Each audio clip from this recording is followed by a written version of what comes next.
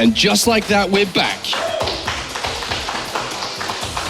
As we fly the skies of Cologne, a wonderful view there, but we're back in the studio to continue the hunt for players to play at the season finals here at the World Championship Series. Joining me on the desk this time is Sam and Johan. You should have said to continue the hunt for a 15 minutes plus game. That is the way today is going. We've got lots of fast games and had lots of fast games, and that seems, I don't know about you, but I feel like we're probably going to be having a lot more of these very short and fast and furious games. I mean, you can look at the bracket and see where we're going. The next match is going to be Kane versus iAsonu, and I have a feeling this is going to be fast and furious as well. Of course, it is Group F. It makes perfect sense. And then Sandster versus 4GG will be our fourth match before we get to the deciders. Why do you think it's been such a fast day?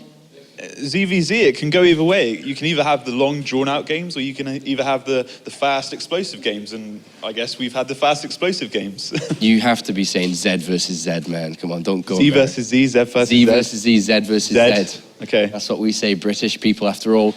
You agreeing with Sam here, I guess? It's just the nature of the matchups we've got today. Well, I mean, we saw ZVT as well, though. And actually, your prediction was wrong. You say 2-0, so just wanted to mention I still got the victor, though. Yeah, sure, but wrong about the maps. Okay. But no, I don't know, like, it seemed like every player, they're just like throwing whatever they've got at their opponents, and they kind of hope for the best. And for iAsonu, he just like came up short in the end against a 4G who was much better at the aggression than him.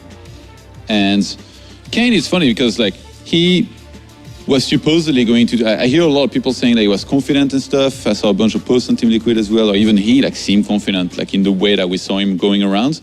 But in his games, he didn't really show, like didn't go very well at the same time. So it's going to be interesting to see here in this series against iAsonu if, you know, it was just a faux pas against Sandster earlier, or well, is he just playing, I guess, a little bit worse, clearly, since he retired? The thing is with iAsonu, you can play fire with fire here. You know, the way that Kane played earlier is the way that iAsonu, a lot of people maybe expect him to do as well. Yeah, iAsonu is a very aggressive player, just like all of the Chinese players. But he did actually play a series against TLO in the previous WCS season. And he was aggressive in some of those games, yes, but at the same time, he did play that macro style. So it's not like just because he's got that reputation of being an aggressive player, he's going to play that style. He can throw in a bit of everything, and as can Kane. So just because these guys have played aggressive styles in the past and already shown us today from Kane, I don't necessarily think it's going to go that way. Okay, we'll have to see which way it does go. We do have the map vetoes ready. Both players have selected which maps they want to play on during the quick break here, and we do have them down: Bridgehead, Terraform, and Dash and Terminal there. Is there anything that screams out from either of you looking at this map pool, or is it standard as can be?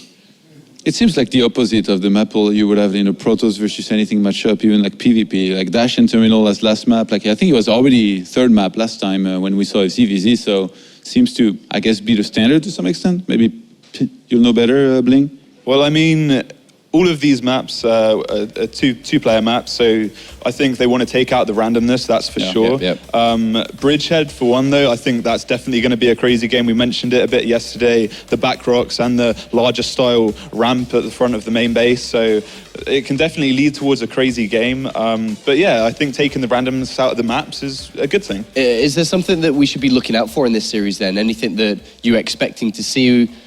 Anything at all? Are we looking at how well Kane can play? Is it how aggressive iAsonu's going to be? I think Kane needs to recompose himself. I spoke to him a little bit before his series earlier, and he said he was a little bit nervous. His family's watching at home. He's got a bit of pressure on him. Usually he's kind of a relaxed, calm player, but yeah, he's feeling the heat a little bit today. That's right, you brought that point up. I'm so sorry to Sam's friends and family at home. I was meant to say hello to you. So hello, thanks for watching. I hope he does well in this next match. We're cheering for him secretly as well. Predictions, though, this is where you'll actually see if they're actually cheering for him. Todd, predictions? I'm going to say Kane wins 2-1. He is. I'm going to say Kane wins 2-1. He is too. It's only because you agree with me. At home. You can't agree with me. Why? Yeah, because you're supposed to disagree with me to make things We were more just speaking about bros. Yeah, but like not with the score. bro code, man.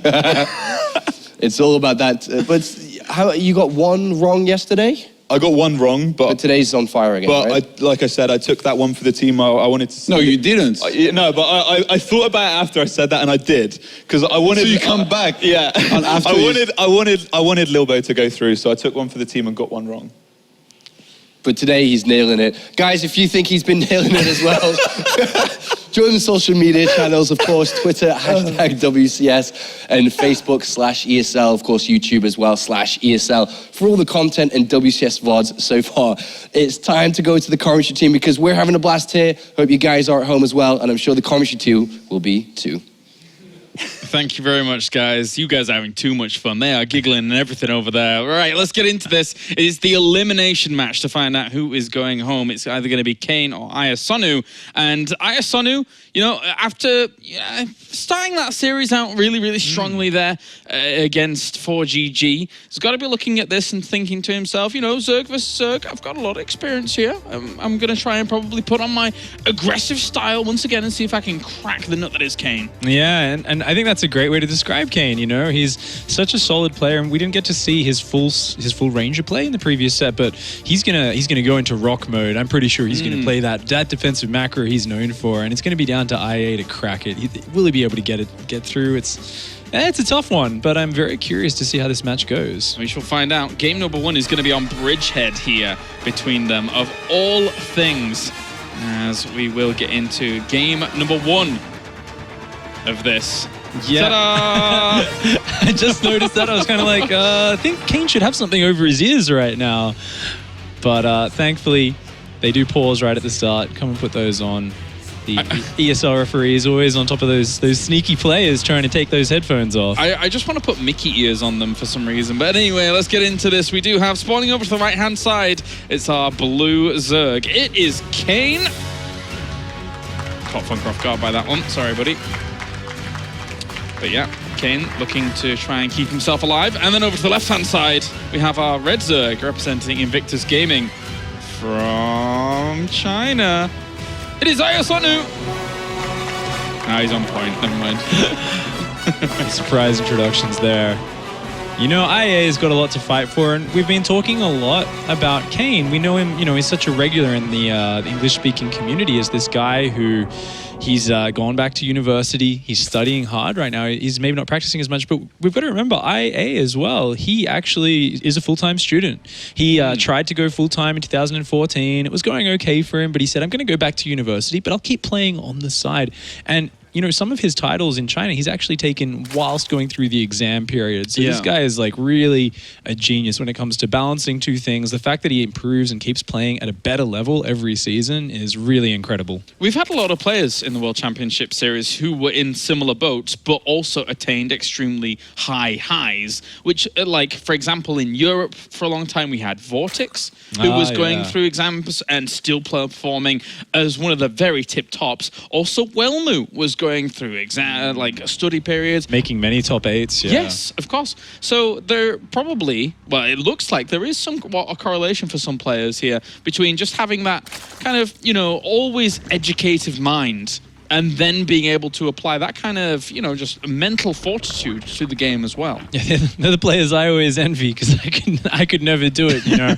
I'm not good at multitasking outside of, you know, one focus at a time, but whenever a player can do that, it is incredible because StarCraft, it takes so much practice to get your mechanics down, to get your instincts down, so you can react to strategies without even thinking.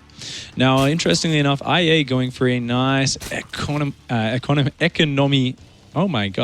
build here. Going for a hatch gas pool, going to be getting up the fast link speed. Kane on the other side actually opening up a lot safer with that fast pool first. Yep, doing what he can over to the other side here. And he will be able to poke on in with his first Overlord, see what's going on, and sees there isn't a queen to rival him, so he gets a good read on that.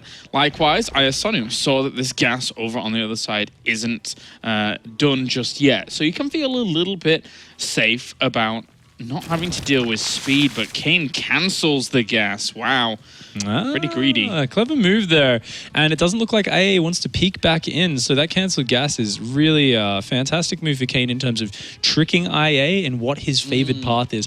Of course, not going gas means that Kane can't be aggressive in the near future. It means he's just going to build queens for defense at the start, maybe a spine crawler, and he's just going to go drone crazy and, of course, head towards that roach play, because that's the only strong transition you have off this gasless play. And there's certain ways you can take advantage of that, but without IA realizing just yet, he might not be able to get on top of it. Greedy play starts out here from Kane, as he will be banking in tons and tons of minerals, trying to transition over later on when he needs it. Usually we end up seeing Zergs taking double gas to try and catch up later on, but after they've already accumulated a great mineral setup to complement them. And on this map, I think you can wall off pretty well, right, against these earlier moves if you have a good creep positioning. Yeah, and a spine going down for Kane, because he did actually see that, like, you know, there's such a fast link speed. He's coming back in. Did he see that evolution chamber, though? Looks like he did. Yeah. That's a really nice scouting pickup. That tells him that IA's plan is to play a ground-based style. You know, you're not going to be going for that fast upgrade and rushing Mutalisks at the same time. So Kane gathering a bit of valuable information, starting to figure out the options that are open to his opponent.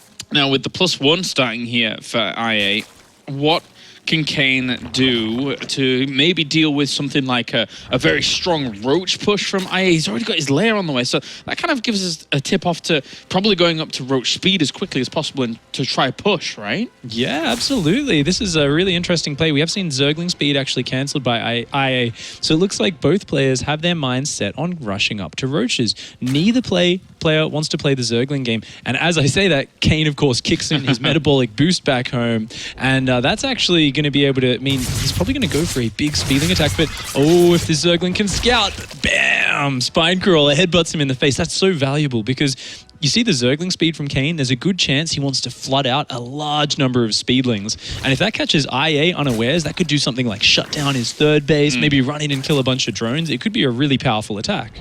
Yes, it could. The third drone is already on over towards the third location. Likewise, he sees his opponent's third base going down, and it's been such a funny little dance with this speedling upgrade, because now neither player really has a huge opportunity to be able to pressure it. Kane, though, eventually down the line will have an opportunity to pressure it with the 20 Zerglings he's got, but by that time will there be some defensive roaches out to deal with this? I mean, if you look at IA's attitude, he's got the third down, but he's got as many drones as he wants on 2 bases. He's got those 3 gases mining, so he's going into mass roach production. With such a fast +1 ranged attack, with such a fast lair, he's got what we'd call kind of a natural timing to hit with fast +1 and roach speed. Yeah. Now, obviously, he won't be able to attack as he does. See, actually, a massive slow Zergling's coming across here from Kane. IA is going to have to block his ramp and defend the hatchery at the same time, but that is a lot of Zerglings coming out from Kane. Now, this Queen's pretty much sacrificed already here, going out that far to try and get that Overlord. It's going to be up to the roaches to push this away. Should be totally fine, though. That is a lot of roaches here. Needs to make sure that these lings don't try and run past, though, because that's still a lot of lings. They're actually going to try and go for the wraparound here. The +1 just kicked in. Oh, Kane realizes that those Zerglings are getting 2-shotted, and he says, oh, damn, the upgrade is already kicked in. I got to get out of there. Pulls out after losing a lot of Zerglings, only bruising a few roaches. And behind this, Kane has only droned up just a little tiny bit on his third, and he's going into roaches because he sees how strong IA's army is. And, oh, looks like his lings are going to go for the run-by.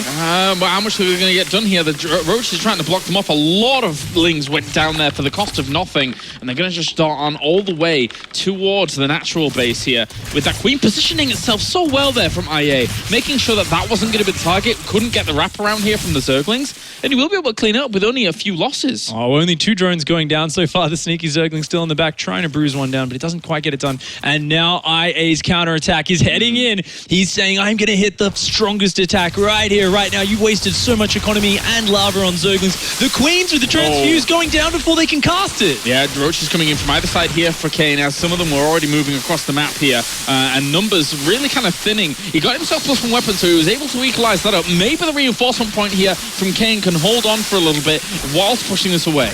Interestingly, actually building Zerglings to reinforce here is Kane, and they'll be very good for kind of wrapping around these roaches, but in the long fight, they're not going to be cost efficient. They use up a lot of lava and a lot of minerals, but Kane does manage to stabilize for now. Looks like he is going to try and push IA back to his side of the map. where are the reinforcing roaches from IA? I mean, they were all quite slow to the party in the end. He's killing off some of these Zerglings at the front. They are tanking up well, of course, with Kane having his roach speed as well. Very important that he could pursue on to do a little bit of extra damage and then fend him off. Yeah, I think really good calculation from IA. He did drone up his third a little bit behind his attack, and because he kept stutter stepping, he never really let Kane's roaches engage, and he just whittled down the Zerglings a few at a time. Oh, gonna come back and actually push over to Kane's side of the map. We can see that there is an army advantage and a total supply advantage here for IA. So he's in the driver's seat right now, and guess what else? He's just gooped the +2 upgrade of Kane. Not gooped. Just earlier. So he's actually got his +2 kicking in 10 seconds. Kane's is 150 seconds from finishing.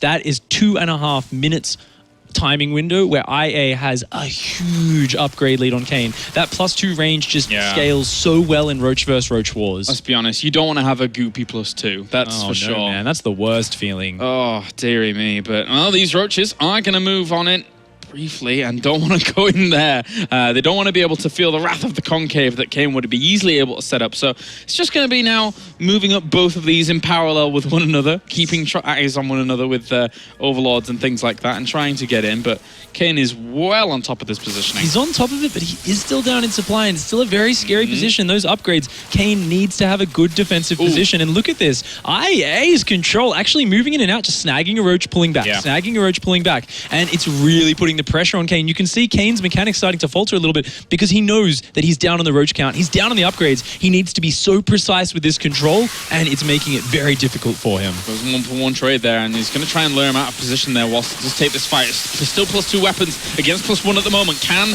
IA make an advantage out of this? Right now he does in terms of the army supply, but it's going to be the reinforcing roaches that could definitely make the difference here, as Kane will be able to push that away. And IA just has to fall back past a bridge on bridgehead.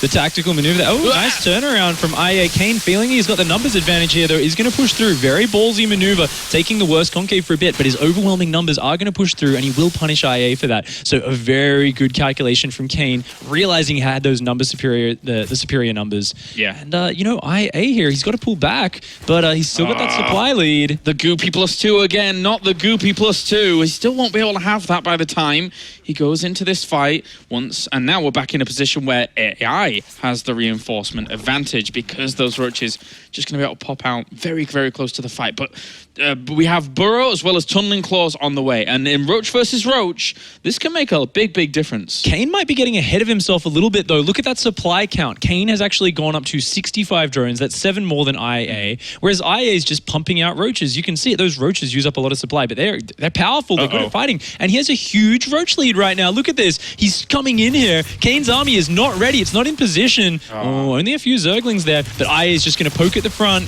Oh, and hitting the third base with those roaches. And then as Kane pulls back, he shoves his way in. Looks like he's going to take this two-pronged fight. Yeah, trying to do as much damage as possible. At least he got the Queen up towards the third base. He's going to try and take out this fight once again. He has +1 armor, so he does have the upgrade advantage here. AI is going to take the supply advantage as well, killing off the majority of these roaches down towards the bottom and reinforcing very, very heavily on through as well. Also, I think there's a few overlords over on the other side of the map that are taking some damage here. They're all over the place at the moment, quite scattered. If he loses some of those and gets supply blocked, then that will be a big, big detriment to him. Yeah, Kane hanging on by the skin of his teeth right now. Oh, and ever so important Burrow trying to heal up these roaches. Every bit of hit points matters because he is still down about 15 roaches in this fight. The only reason Kane is hanging on is because he has this defender's advantage, and finally his +2 range is kicked in. So he's still down a carapace upgrade, but he's not as far down as he was before. IA is still marauding for position here. Here we go, Deja Vu, trying to kind of sneak back up here again, but under the watchful eyes of the overlords, it's not that easy. AI, though, just looking to posture. This is the true classic Roach versus Roach in Zerg versus Zerg that we do see from time to time. We're going to the first-person view now of Kane, who is trying to battle back against this. He's up against the wall. You can see the pressure he's under, but he's getting close to maxed out now. The armies are starting to stabilize in size, and looks like IA wants to shove in on the top while doing the run-by on the south. Once again, organizing that fight. Kane frantic to defend here. Looks like he's got a great split on his roaches. Yeah, not too bad at all. You can see the Overlord spread to the left-hand side, and his vision in particular that has been able to keep traction on that situation, but at the same time, I'm not sure how much he's going to be able to win out the battle up towards the top. There's a lot of roaches still left here for IA, so he needs to get a lot all of his reinforcements up there, but I don't think he has that much more left. Oh, and drones are starting to go down in the top base, and the Roach is barely overwhelming the south side at the time. He's managed to get the reinforcements to the top, but guess what? Now at the bottom he's taking damage. Very, very good moves here by IA, just really stretching Kane thin, but still commendations to Kane to try and keep himself in this. He sees the stream of Roaches moving up towards the top, though. He's got to be a little bit fearful of this, as all the Overlords have revealed it. How much can he have in support for this? It's 84 army supply against 68 at the moment, and the Roach numbers now are definitely thinning for Kane. Yeah, Kane's supply is starting to drop. IA seems to be finding just this slight timing of weakness just before the Roach reinforcements get there, and IA is shoving in and capitalizing on it. There you go, GG. IA will take game at number 1. From Goopy +2 to Goopy Lava at the end there. And, you know, being able to actually lock down and contaminate those hatcheries in Zerg versus Zerg is actually very important when you deny the production of lava for about 40 seconds or so. Oh, it's actually huge. I mean, you could see, because the pressure Kane was under, he was missing a couple of injects here or there, which literally every player in the world would in that situation. And not only that, you know, it's hard to keep your production absolutely constant when you've got these Roaches maneuvering like that. And this is one of these features. I mean, it's one of the new maps, Bridgehead. There's 2 main avenues for attack, and it's not something which players have a lot of experience with in StarCraft 2. It's really the first time we've seen it in the StarCraft 2 map pool is with Bridgehead and Moonlight Madness, and it's so difficult if you get on the back foot in those Roach Wars, and you can just see Kane there sweating a little bit. The pressure of trying to defend in that position for so long has got to get to you. It's definitely on right now. iAsonu is doing well with his Roach control, and our second game here very soon will be on the way. As iAsonu, obviously he wants himself to get into a position where he can try and push on through this group. It's still a strong group though, still a powerful group, and Terraform will be our next map here. Pig, what do you make of it here for Zerg versus Zerg? Well, this is Kane's pick, so let's keep that in mind. And it's actually a fantastic map for 9 pool. We saw him execute a really typical 9 pool into Zergling speed pressure earlier, but it didn't work out because it was against the safest build in the book. But that could be an option which he goes for. Just generally, though, if he feels like playing Roach Wars, this is a map where you can wall off at the natural, you can go gasless. So there's a lot of options open to Kane, but what you want to identify is, yeah, it's good for 9 pool, but other than that, it's very standard, it's 2 players, it's very reliable. And if we think back to their vetoes, we've seen IA kind of veto some of the more standard maps like Coda, whereas Kane vetoed some of the crazier maps like, I believe, Iron Fortress. So, I mean, maybe we're going to see that come into play here, where IA goes for something a bit more aggressive himself. Kane is in Last Chance Saloon now here for game number 2 in this best of 3. As he tries to scramble on back against iAsonu. Looks good there in that Roach versus Roach war. Up to the top left-hand corner, we do have our blue Zerg from Canada. It is Kane. Looking to reclaim some of his pride after those losses. You know, he felt he got very unlucky in that first series, and he really wanted to bring it back. And he said his family's watching at home right now. They want to see him do well. And you know, I've played Kane many times. He's stolen many of my ladder points. But first of all, he has to make it through his opponent over here. It is iAsonu. Definitely showing strong Zerg versus Zerg, and might be able to rival Zanster later on if it does come down to that. But we shall find out soon. Obviously, we have the qualifying match coming up next after this. Zanster or 4GG, yeah, depending who, of course, goes into the final match. Of course, the player who wins this match goes through to the final deciding match to see who will take second place in the group a bit later on tonight. And for now, we've seen both players. Neither of them wants to risk going for that 9 pool. Now, you can't blame Kane here for taking the safer route. He's 1 game away from elimination. No one wants to take a sort of risky, aggressive opening when they're down. And you can see both players actually playing very conservative, going for 15 spawning pool opening. This is pretty much the safest one in the book. Yeah, neither player having seen like a second Overlord just yet means that they don't necessarily know the exact timing on if there was something crazy aggressive coming to hit them. With the second Overlords now just about to bypass forwards. So iAsonu will get the read, whereas Kane not so much. He's sending his first Overlord right over to the natural. That's actually a really good point. So it already gives IA that sort of sense of ease because he sees the second Overlord and he's like, oh, you built a 9 Overlord. There's definitely nothing coming. That's cool. Of course, Kane does see with his Overlord that no Lings are coming across, so he might feel comfortable anyway. Either way, both players building that Overlord on 14, very safe, and we are going to just see Queen and a pair of scouting Zerglings from each. So very typical openings. And what I really like to see this because what it kind of speaks to the players' mindsets. Yes. It tells you these guys want to get to that mid-game phase. They don't want to try anything too crazy gambling in the early game to rush up an early lead. They feel very confident that if they're just in an even situation, they can take on their opponent toe-to-toe. I mean, I've got to ask you, Pig, I've got to pick your brains on this one. If Kane hadn't have opened up with all of those Zerglings not really getting much accomplished and then gone into the mid-game level pegging with iAsonu, surely he would have stood a better chance to not eventually get torn apart on all their angles, right? Yeah, absolutely. It was a bit of an odd choice for the map by Kane, but it definitely put him at a disadvantage. Yeah. Now we see a bit of Zergling skirmish in the middle of the map. I like IA. He really wants to save this low hit point Zergling. Oh, Kane though. Kane's always so good at these little 2 Zergling skirmishes at the start of the game. I find he beats almost every player at it and just gets a very nice trade-off there. And this puts a little bit more pressure on IA, and it kind of makes Kane feel comfortable because he knows those Zerglings aren't going to be able to get across the map to scout him for a long time. Yeah, they're going to have to loop on around here. One Zergling will go down the drone. Will he? No, he will not go for the nibble. But the Queen will come out and be able to shut that down as well. So no scout towards the back. But he did see a creep tumor going down. So knowing Kane, I mean, he's going to recognize that and he's going to say, this is almost certainly a gas, like a sort of roach-based opening, more like defensive. Because if you're getting those creep tumors down straight away, you're probably going for that fast third Queen, which indeed IA is. And while IA is getting a Zergling speed, it's a pretty slow Zergling speed. So Kane's probably going to feel quite safe having seen that early creep tumor. That's true. That is very, very true. And the kind of insight that we get when we have you here, Pig, thank you very much, as we do obviously now see him walling off little chunks of the front there with that evolution chamber, which will leave him in an even better defensive position here, iAsonu.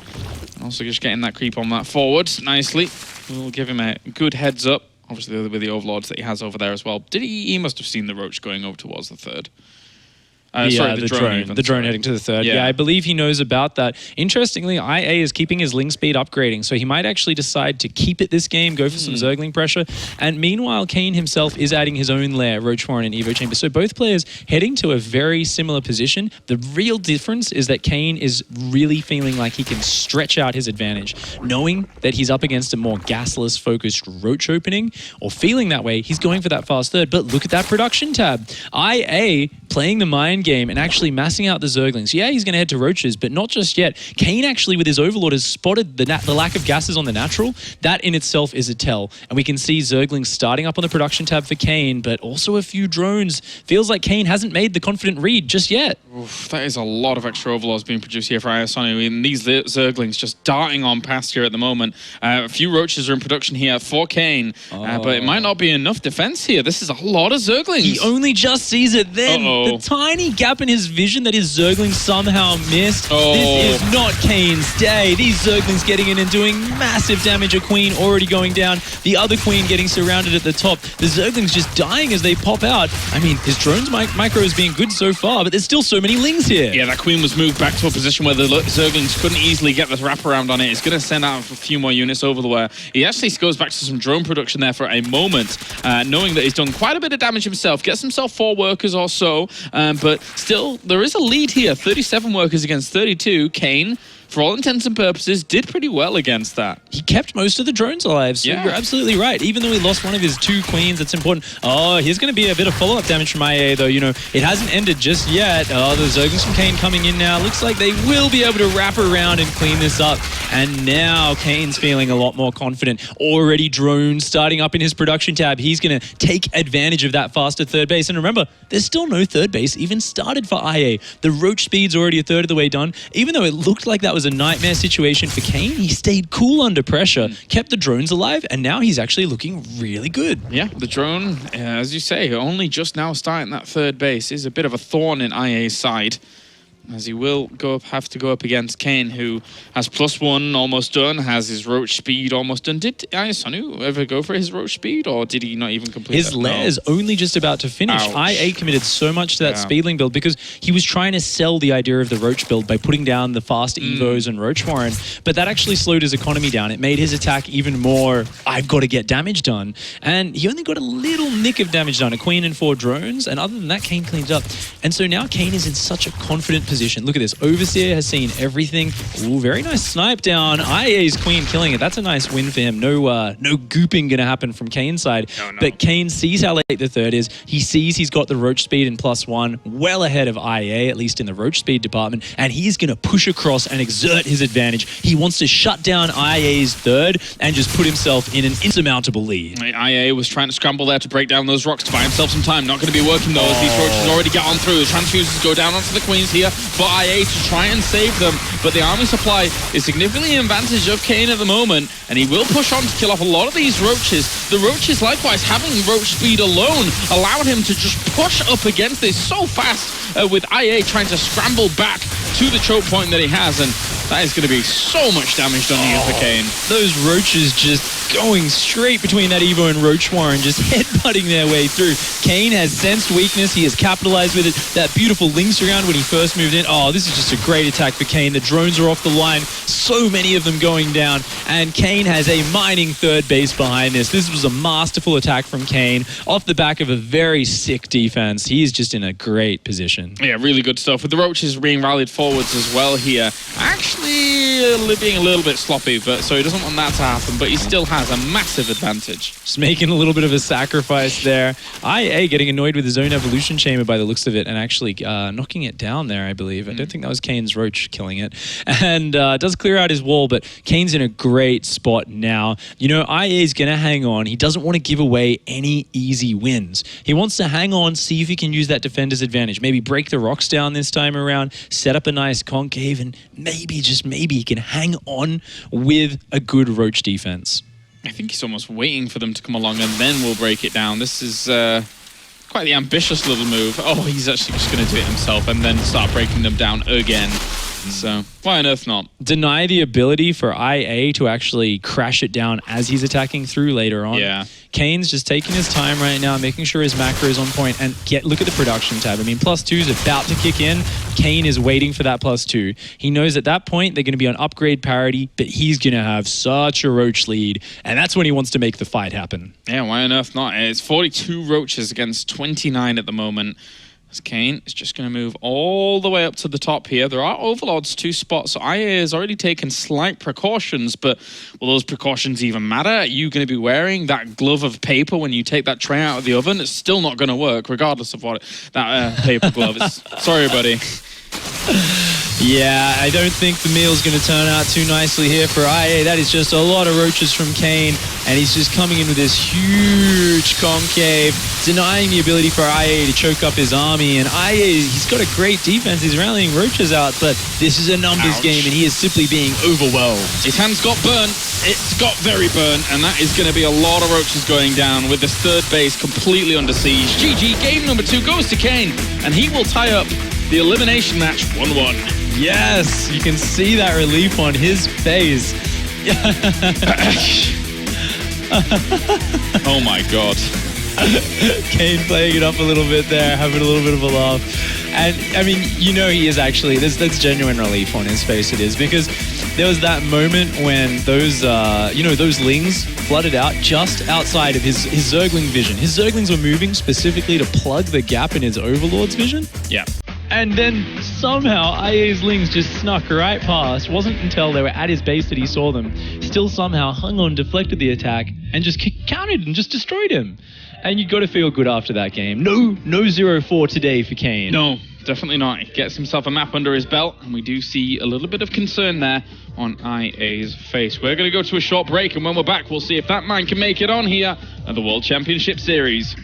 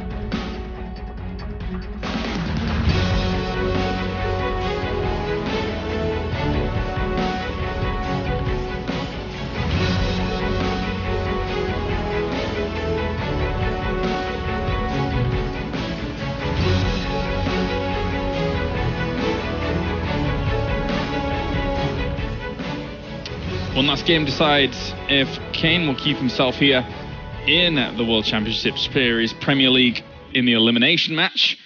Likewise, iAsonu on the other side of these desks will try and keep himself alive as well. It's now down to the wire here, Pig.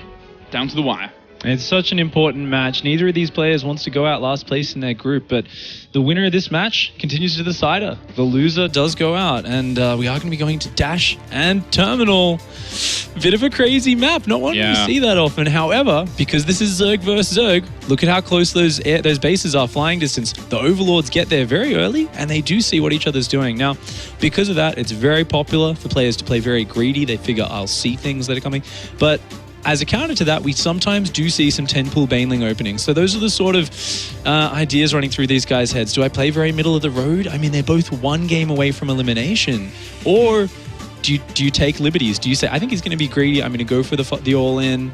Or do I just play greedy myself? And there's always those options open in Zerg vs. Zerg, but on this map, it's even highlighted more because, I mean, you're going to see each other pretty early on, so you need to be very decisive in the direction you're going. Let's get into it then. Game number 3 to decide who is eliminated here in Group F. As we have spawning down to the bottom right-hand corner, it's our Blue Zerg. Representing Canada, it's Kane.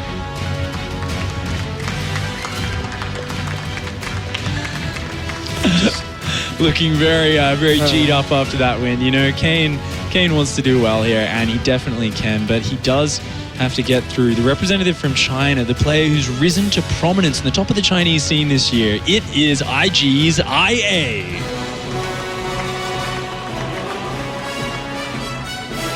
He's been getting better and better the longer he plays this game. He's still very young, but IA, he just is so calm, so intelligent in the way he plays. Drones for these guys at the moment. Kane pulling the good old extractor trick. The old, I was, making some faces on camera, and I forgot to film an Iron Overlord. Of course, some players actually prefer that. You know, Life, obviously one of the best Zergs in the world, does that almost every game. But, both players going to open up here. No early pool option just yet. And thinking about this map in other general terms, something that can come into play later on is when you're looking at a 4th base, some players actually do take the gold. It's not very common, but there is a gold base kind of below the mains of each player, as well as down in the middle of the map, below the watchtower, as Funk is showing us. And those can come into play a bit later on. Also, there's a lot of attack avenues. There's a lot of paths, even when you're on your 3 bases. But because your bases are very close together, you can still defend quite well. Yeah, it's a bit of a scary map. I won't know that one thing is for sure. When Zerg's going up against Protoss, for example, Mutalisks can be extremely annoying because it's kind of awkward to transition between all the bases. Is there anything like that in Zerg versus Zerg that can hurt a Zerg here? Well, I think Mutas are great here. I mean, it's a fast rush distance, and you've got all that dead space, and like you said, it's hard to get between the buildings and the bases to defend. Interestingly enough, we do see Kane opting for the greedier opening, going for the pool, the hatch first, into the gas on the pool. And of course, on the other side, IA looks like he's very confident to keep on playing his middle of the road pool first opening. He feels like he can just take it on in a standard game. Yeah, maybe he's like slightly behind in his extra queen coming out or his drones, but this is a very strong play for both players. Just Kane taking that slight economic edge. And one thing's for sure though, if you are a little bit newer to StarCraft, this is one of the crazier maps we've ever had in map pools. If we just take a quick look at a natural base, for example, usually naturals have one entrance, maybe 2 entrances to them, but there is this huge one to the front. We have one to the back as well that can be blocked off by some races. And then obviously we have this destructible rocks at the front. So lots of attack angles into naturals that you don't commonly see on StarCraft maps. Oh yeah, Tunneling Claw Roach is pretty popular here, and we've seen both these guys do enjoy the mass roach sort of style, so something we could come into play a bit later on. Ooh, a very fast Baneling nest coming out here from Kane, actually. Could be for a bit of aggression, maybe just playing a little bit safe himself. I mean, looking at the scouting information, Kane did spot the gas timing of IA, saw that it wasn't particularly early, so I'm inclined to think maybe looking to do some aggression. And look, Kane sending 4 lings across the map. Now, keep in mind that back door. If you sneak in Banelings through the back door while attacking the front to distract them, that's a very powerful move. And it looks like Kane may be getting ready to do that a little bit later on. The Queen and Zerglings are already posturing, though, to deny that, which is smart of them. Notice as as well the baneling nest positions by both of these players so that the queens can tuck themselves in between the baneling nest and the hatcheries just in case they were to get wrapped around by zerglings, limit the surface area on them. Of course, one issue, though, is that mineral line is always so exposed. Yeah. You know, it's so far to the front of the base, and it's close to the back door. So Kane here is going for the aggression. He's saying, I'm going to drone behind this. This isn't an all-in, but you are going to have a lot of pressure on you very fast. And IA's Baneling Nest isn't even finished. It just finishes now. Kane's Banelings have already finished morphing. IA positioning his queens to the back. He knows he needs to slow those Banelings down from getting in here. His spine has finished, which makes things harder for Kane, but there's a lot of pressure on IA right now. He can't afford to lose drones. And he's going to try and defend as best as possible here. Two Banelings waddle onto the back here behind all of this. And that's it. They get quite a lot of Zergling kills there to start things, but he still has a lot of Banelings in tow to help him out and be able to push this away without taking too many drone deaths. Yeah, not too bad a trade for IA. I mean, he lost quite a few Zerglings, especially one of those, the first Baneling that exploded, killed a lot, but now it is relatively even. But Kane is keeping the pressure on. He has the scouting information. He's got space behind this, and he is taking a small drone lead while rushing into that lair. So it looks like there's a good chance we'll see a Muta follow up. Also understands the severity of a potential counter-attack with the Spine Crawler going down at the front just to negate any kind of Banelings that would try and hit him. The Overlord, whoa, those Zerglings just decided to go on a tour of Kane World. They got in easy peasy. Didn't need to buy a ticket at all. Oh, it is actually Roach Tech out of Kane. IA sees that now. He feels confident that, okay, I don't need to worry about Mutalisks. Kane defending with the Banelings in the spine. It looks like it's IA's turn to sneak some Banelings around the back door. Such a powerful move on this map, and it looks like Kane, not sure if he has Overlord vision back there, actually. Looks like he doesn't, but he's anticipated the maneuver. His Baneling's going to be there to defend. 2 for 3, not bad technically for iAsonu, but in the end, Kane could have lost a whole lot more. So it's a willing sacrifice that needed to be made. Yeah, and I mean, this game, it looks like both players are going to be going into the mid-game on a bit of a more even footing. IA, though, a little bit of a supply lead, up about 7 drones right now, and that is going to give him a slight edge in that regard. The Kane, on the other hand, has the faster Roach speed and a slight lead on his +1. So Kane's going to have the mobility advantage this game around, but IA is just going to have a bit more economy and a bit more unit count. Trying to buy himself more time here with these links, just going for this attack, and the 2 Banelings there. One nice little micro by iAsonu, really well done there, trading 1 link for 1 Baneling alone. Nice pressure from IA. After that early pressure that he absorbed and defended, quite reasonably, he has been putting more pressure on Kane, keeping him on his side of the map. Now it's Kane's turn to push back over and try to keep IA in check. Make sure you're not droning too crazy. He sees that some roaches are out, so he's like, oh, okay, you're not going too crazy on the drones. But keep in mind, if we look at IA's third base, he's actually already up about 7 drones, and his natural and main actually have higher saturation than Kane's. So it's a little bit subtle, but he has been mining a little bit more throughout these stages than Kane has. We'll see how he's going to be able to fare as these Lings, once again, look to... I mean, they could get themselves a Queen kill and a few drones. That'd be fantastic for them. There are some reinforcing units coming along, but even just a drone's not too bad for that many Zerglings that managed to get away. So, good moves from IA. IA continuing to push his drone edge, going up to 57 drones right now. That's actually really big. Going for that double Evo chamber play as well. Kane's just lagging behind a little bit in that economy, and IA starting to push those leads ahead. Are we going to see a repeat of Bridgehead Game 1, where IA just muscled him out with superior numbers? It's going to get trickier and trickier if Kane doesn't catch up, and I mean, he's only just closed that drone count now.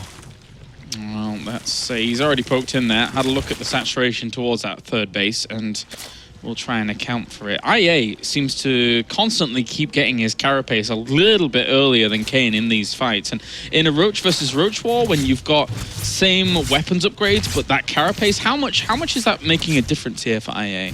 A single carapace doesn't make the hugest difference in the world, but when you are looking at like 50 roaches versus 50 roaches, it does kick in. It does make it change. And oh, sneaky little pair of Banelings morphed here by IA. If Kane doesn't see this could actually kill a lot of his drones. Oh, such a nice maneuver from IA. Only gets 3 drones and a Zergling, but great attempt. And even 2 Lings at the same time, trying to kill a rallying drone. Just tiny moves here from IA, but he's not only getting scouting, he's just making Kane feel the pressure. He's putting Kane on the back foot mentally.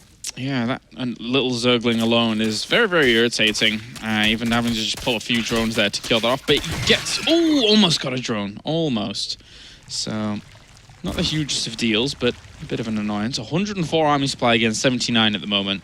with Tunneling Claws already on the way, as well as Burrow here from Kane. So really trying to start deviate up his potential. This kind of feels like game one, but being a little bit more level pegging, with IA slightly in the lead. Yeah, a little bit. And the scary thing right now is that Kane's still adding drones. Ooh. IA rushed up to 57, 58 drones very early, and then has non-stop been building roaches. Kane on the other side kind of built his drones later, and he just kept adding them and adding them. And this huge roach push out, it's a big army. Kane's army is just so much smaller than this now. He contaminated the +2. So right now, this +2 weapons gap is going to be big here. And that is exactly what AI is claiming for. He is looking to try and push in from both angles while the +2 is just about to finish up. Burrow's about to complete here for Kane, though. He only has about a 20-second lead on the +2, so fighting now might actually be like the right idea for IA. Coming in from both sides, trying to establish that concave, but good positioning from Kane so far,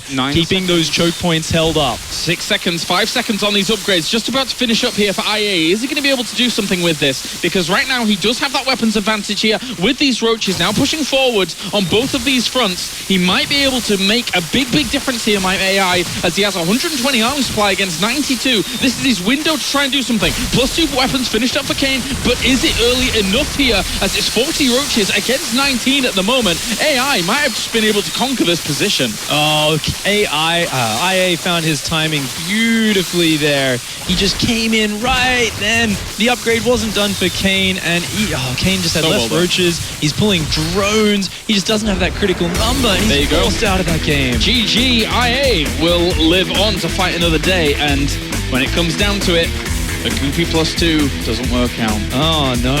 I mean, Kane was trying to play a little bit more defensive, and when your +2 gets gooped like that, it makes all the difference, because you're really trying to push your lead. But IA is so calm, so confident. I thought he was in a bit of trouble with the Baneling pressure at the start, but he cleaned that up with great queen positioning, some good Zergling reactions, and IA just played very well throughout that series. I mean, the killer instinct as well, to find that small weakness, that hole, being able to get that contaminate down and slow it down, hitting that timing when he did.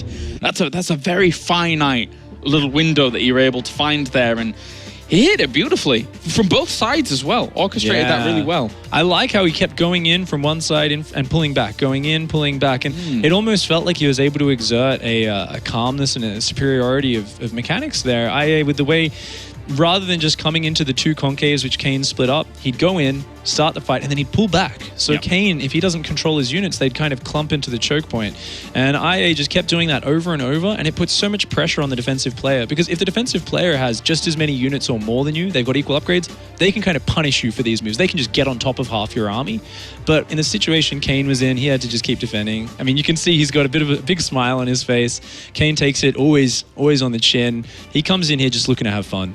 Yeah, he does. And I'm sure, later on down the line, as he's kind of in the semi-retired state or whatever, he'll continue to try and qualify for the World Championship Series, maybe into 2016. Yeah, Legacy of the Void. Yeah, if he wants to continue. It's going to be an exciting time. There's going to be a bit of a reset all around. So it's going to be a very exciting time. I think we're going to see a lot of old faces as well as new ones that we've never heard of before, kind of popping up with the entirely new game that will be. Yeah, because the entire speed of the game is changing for the most part, right? Yeah, some of the changes at the moment, it's crazy pace, it's awesome. There's lots of different micro techniques and everything. But of course, right now everyone's still focused on HOTS for the moment. Everyone's still kind of got their mouse and keyboard down to that grindstone. Yeah, that's true. All right, well, believe we're done here for the caster's desk, and we'll head over to the analysis one with Sean and the boys. Thank you very much, Cloris and Pig. Congratulations to iAsonu. He lives to fight another day in this group, and hopefully the Chinese dragon comes out breathing fire in the deciding match. But Todd, there was something outside the game that was tickling you from Pig and Cloris. Was there? There was.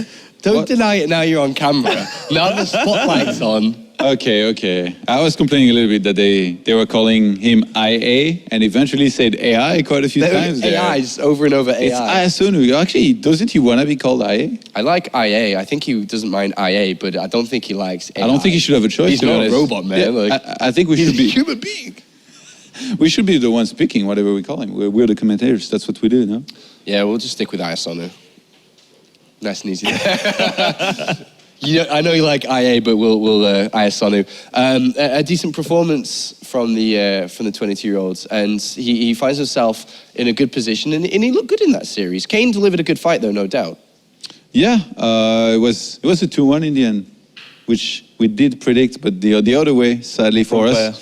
And no, I mean, we always knew that he likes to make roaches, he likes to play pretty aggressive. He was probably going to be favoring him a little bit here going to this matchup against Kane, and in the end, it did barely. Like, Kane held on very nicely, and I feel like his performance with finishing last in this group really doesn't do justice to what he's capable to do, but sadly for him this time, that's how he's going to go. Yeah, for Kane. Yeah, and, when are we going to see Kane again? He's next now season, eliminated from after beating Huck 3-2 in the Challenger match.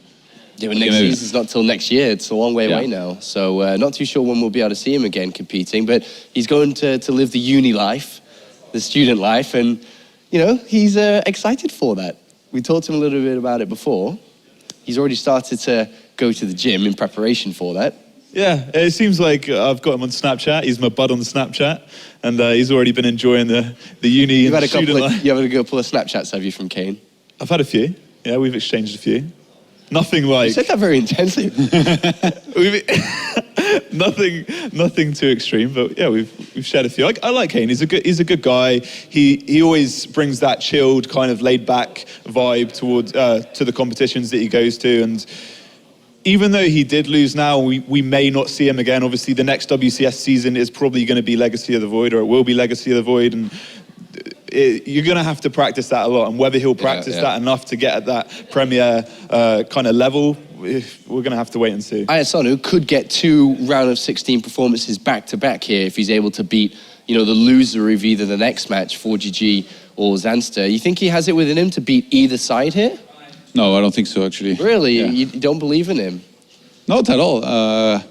We need some more propaganda for these kids. Really, why? Wow, that's blunt. The thing is, his style is sort of predictable, and even though he's got good injects and he makes a lot of units, I feel like if you're a top player, I don't think you should be losing to him as much. And to be honest, I feel like this about a lot of people. Even Has, I feel like his style shouldn't be working, but then he kind of does. So maybe it's a little bit of the same with iAsonu. I don't think he's a bad player by any means. I just think that the other players in this group, in this case, Zanster and 4G, they should be a caliber above his. So unless something special happens, I don't think he should be able to beat them. Brutal. Todd is brutal today. Thanks very much, gentlemen. It's time to get ready for that winners match to see which player is going through in first place, which player is going to the season finals in Poland. Which one's it going to be, 4GG or Zanster? When we come back, we'll find out.